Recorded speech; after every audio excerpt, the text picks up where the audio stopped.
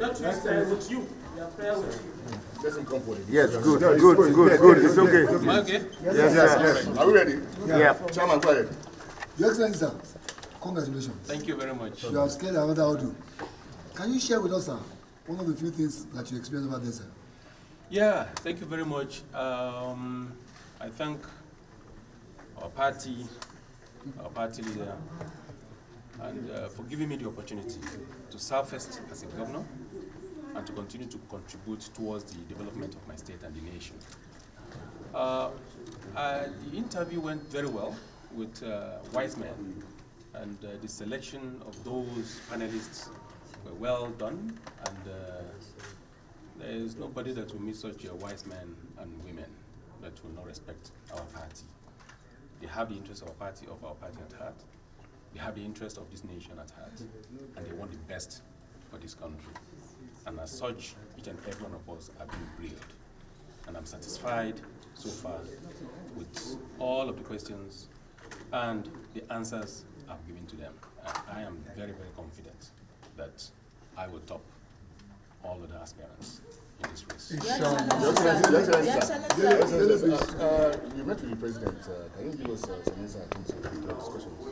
Yeah, I think our meeting with Mr. President is to further reassure we, the aspirants, the governors, party members, and Nigerians that the best candidate will emerge, who will beat any other candidate of any other political parties that will contest with us in the 2023 general elections. Last question, please.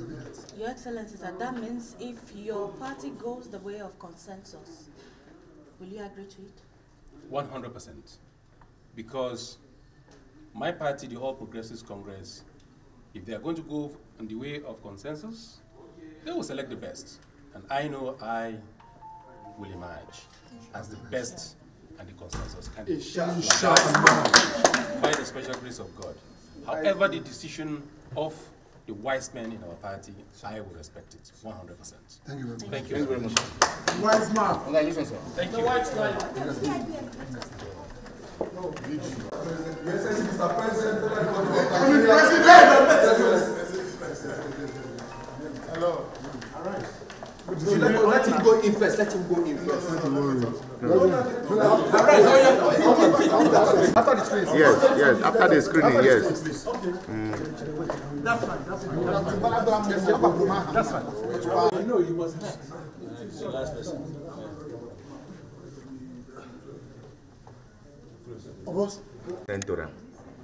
I tell her, say something to worry ahead. I'm telling you one day. What can you remember? Come. Yes, what's the food? No more people. No more people. Just open. Open, let's see what the person is. Open, let me see what the person is. Look at this man.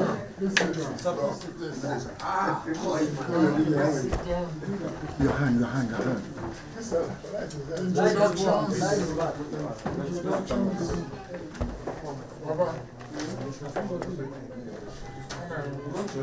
I finally got to know where Rochas came from. Rochester. And you abbreviated it in such a unique way.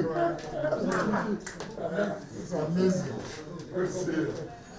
Please.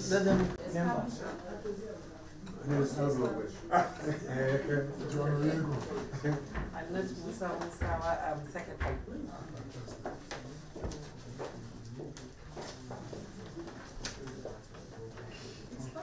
Oh, okay. I'm Tunde Babawale.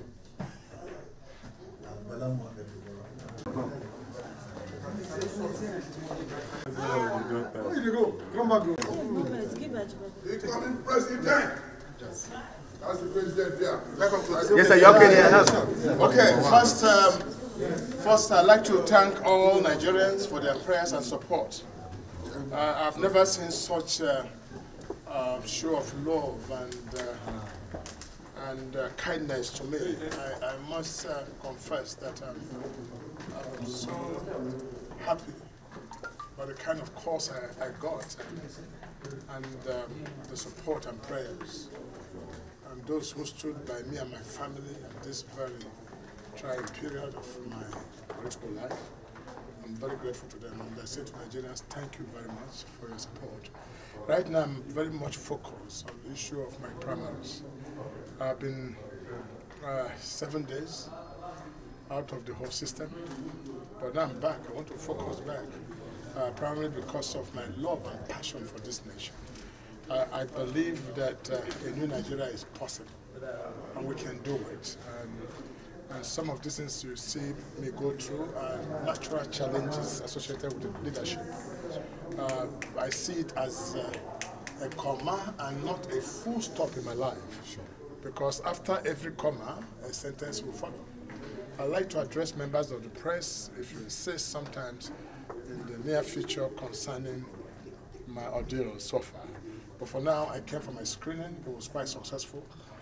And I'm the last to be screened these late hours, because I came straight from the EFCC headquarters. And I must thank Nigerians for the support given to me while I was passing through what I'm passing through. Thank you, and God bless you. Your Excellency, how will you describe your session with the panel? Your Excellency, sir. Panel was quite interesting. For me, I was able to explain to the panel, simple, that in this whole thing because of my love and passion for this nation. And I think I understand the problem of this country, and I can find a solution, and not theoretical, but practical. And I have one point of agenda, which is to create wealth for this nation. Most of us do not understand that the problem of this nation is what we think it is, or the statistics that we mention, or all the unemployment and all these things they say out. The problem of this country is simply lack of wealth creation. We must call forth the resources of our land and develop the resources of our land immediately to create sufficient wealth. It's only when this is done that the productive sector of our economy will make any meaning, and our foreign reserve will increase and Jews will be engaged, because the gap between the population and wealth is what you call insecurity. That's what you call the problem, poverty, out-of-school children. So seek ye first wealth creation in this nation. Enough, and every other thing shall be added unto you. Let's stop singing the songs of statistics of inflation rate. It will not stop as the unemployment rate. Those will keep growing in arithmetical progression if you don't address the disease, which is lack of wealth creation, which comes from vision. Unfortunately, I'm coming into this business because of my vision, not ambition. But because I don't have an ambition, but I have vision to make a new Nigeria. What's your take on consensus?